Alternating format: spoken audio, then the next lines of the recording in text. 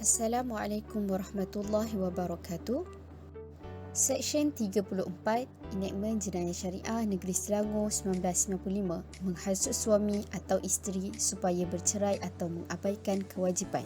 Saya Nur Ain Nabila binti Hanis, nombor matrik P112989. Saya Muhammad Denisha bin Muhammad Syafiee, matrik P112865. Saya Aisakinah binti Rosli, P113819. Umumnya, terdapat definisi orang ketiga yang diperuntukkan dalam Enakmen Jenayah Syariah Negeri Selangor 1995 di dalam Seksyen 32, 33 dan 34. Seksyen 2 Enakmen ini menafsirkan orang ketiga sebagai muncikari yang bermaksud seseorang yang bertindak sebagai orang tengah antara seorang perempuan atau lelaki bagi apa-apa maksud yang menyalahi hukum syarak. Orang ketiga tidaklah terhad kepada kekasih gelap saja tetapi boleh jadi di kalangan keluarga, sahabat ataupun masyarakat sekeliling. Seksyen 34 Enakmen Jenayah Syariah Selangor ini telah memperuntukkan perihal seorang yang menghasut, memaksa atau memujuk mana-mana suami atau isteri supaya bercerai atau mengabaikan tanggungjawabnya sebagai seorang suami atau isteri telah melakukan satu kesalahan dan jika disabit kesalahan boleh didenda tidak melebihi RM5,000 atau dipenjarakan selama tempoh tidak melebihi 3 tahun atau kedua-duanya. Dalil-dalil yang berkaitan Seksyen 34 iaitu menghasut suami atau isteri supaya bercerai atau mengabaikan kewajipan sebagaimana firman Allah Subhanahu wa taala menyebut dalam surah Muhammad ayat 22 dan 23. Maksudnya, apakah sekiranya kamu berkuasa, kamu akan melakukan kerosakan di bumi dan memutuskan hubungan kekeluargaan. Mereka itulah orang-orang yang dikutuk oleh Allah, lalu dibuat tuli pendengarannya dan dibutakan penglihatannya. Menurut tafsir Ibn Kathir, ayat di atas berbentuk larangan untuk membuat kerosakan di atas muka bumi secara umum dan larangan memutuskan silaturahim secara khusus. Di dalam sebuah hadis riwayat Abu Daud daripada Abu Hurairah radhiyallahu anhu berkata bahawa Rasulullah sallallahu alaihi wasallam bersabda, maksudnya, sesiapa yang menipu atau merosakkan hubungan seorang hamba sahaya dari tuannya, maka ia bukanlah dari golongan kami. Dan sesiapa yang merosak hubungan seseorang wanita dari suaminya, maka ia bukan daripada golongan kami. Berdasarkan hadis di atas, para ulama telah bersepakat bahawa hukum mengganggu dan merosakkan hubungan antara seorang isteri atau wanita dengan suaminya adalah haram di sisi Islam. Maka bagi sesiapa saja yang melakukan perbuatan ini akan mendapat dosa dan diancam dengan siksaan di akhirat kelak. Baiklah, elemen-elemen jenayah yang pertama adalah pihak-pihak.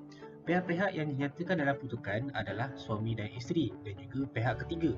Suami dan isteri yang dimasukkan adalah pasangan suami lelaki dan perempuan yang telah bernikah di bawah hukum syarak dan juga telah didaftarkan di bawah Undang-Undang Malaysia. Manakala pihak ketiga pula adalah pihak yang selain daripada suami dan isteri seperti saudara mara, mak ayah, adik-beradik, kenalan, kawan-kawan dan juga lain-lain. Seterusnya adalah perbuatan, iaitu menghasut, memaksa dan memujuk.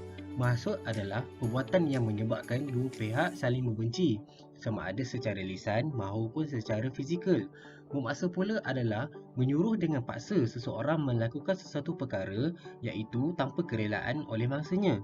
Dan seterusnya adalah memujuk, iaitu menggunakan kata-kata yang manis dengan tujuan hendak memikat hati, mengajak, menipu dan lain-lain. Elemen seterusnya adalah kesan, iaitu cerai dan juga abai tanggungjawab. Sekiranya pasangan diganggu oleh pihak ketiga sehingga menyebabkan suami dan isteri bercerai, atau salah seorang suami dan isteri mengabaikan tanggungjawabnya terhadap pasangan dan anak-anak, maka perkara tersebut adalah termasuk di bawah elemen jenayah Seksyen 34 ini. Baiklah, contoh situasi yang pertama, Bella tidak menjaga kebajikan suaminya Ali kerana ahli keluarganya telah mengatakan suami Bella bukan seorang yang baik. Situasi pertama, pihak-pihak adalah Ali dan Bella sebagai suami dan isteri, manakala perbuatan adalah menghasut, iaitu keluarganya mengatakan suaminya bukan seorang yang baik. Dan kesannya adalah Bella tidak menjaga kebajikan suaminya kerana termakan hasutan keluarganya.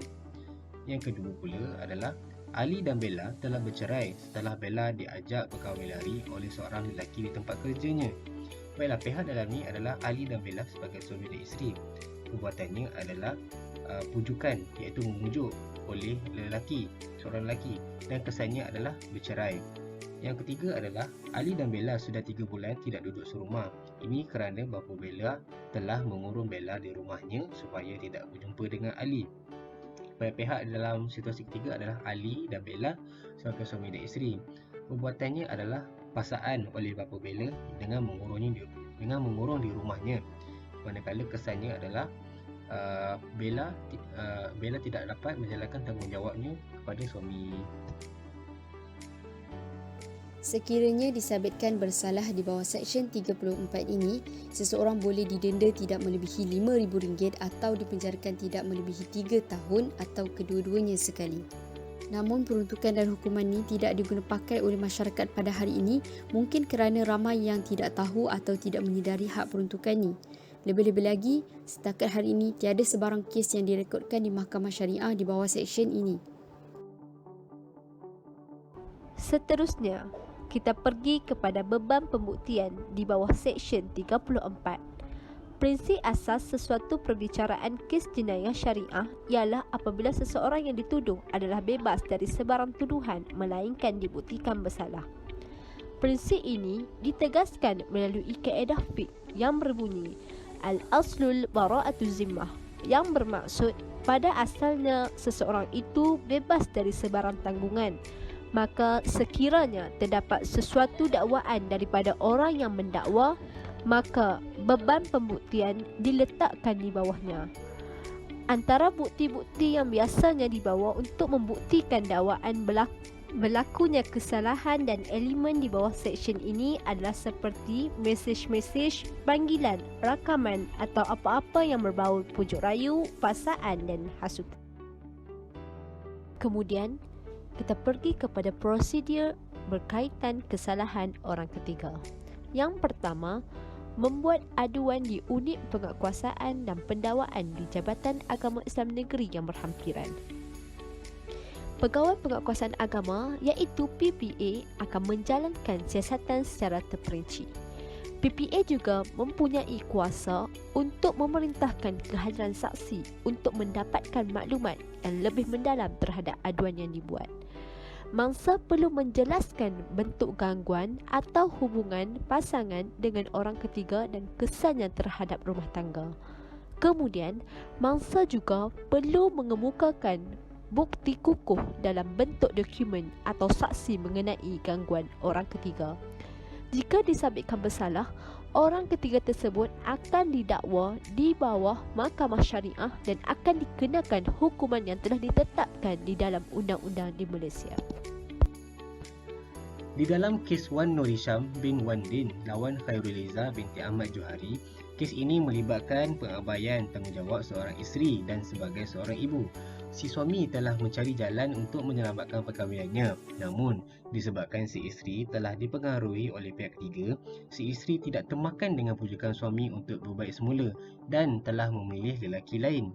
Berdasarkan fakta kes, didapati pihak suami telah mengemukakan bukti melalui mesej pesanan ringkas yang juga merupakan satu elemen yang kuat untuk membolehkan hal ini dibicarakan. Kes seterusnya, Fazil Omar Bashir bin Osman lawan Sarah Nur binti Syamsuddin. Plaintiff mendapat tahu bahawa defendant ada membuat hubungan dengan lelaki lain yang juga merupakan seorang doktor di tempat defendant bertugas sebagai doktor. Apabila diminta penjelasan oleh plaintiff, defendant mengaku bahawa mempunyai hubungan dengan lelaki tersebut dan mahkamah telah mensabitkan nusyus ke atas defendant. Oleh kerana itu, hubungan di antara defendant selaku isteri dan plaintiff terhalang sebagai suami isteri kerana pengaruh rakan sekerja isterinya dan mempengaruhi isterinya mengabaikan tanggungjawabnya. Meskipun secara umum pertukan Seksyen 34 ini sukar untuk dilaksanakan, namun ia adalah amat diperlukan kerana fungsi sebenar pertukan seperti ini adalah bagi melengkapi Undang-Undang Keluarga Islam, Undang-Undang Pentadbiran dan kehendak hukum syara itu sendiri agar terdapat satu mekanisme pengawalan dari sudut perundangan.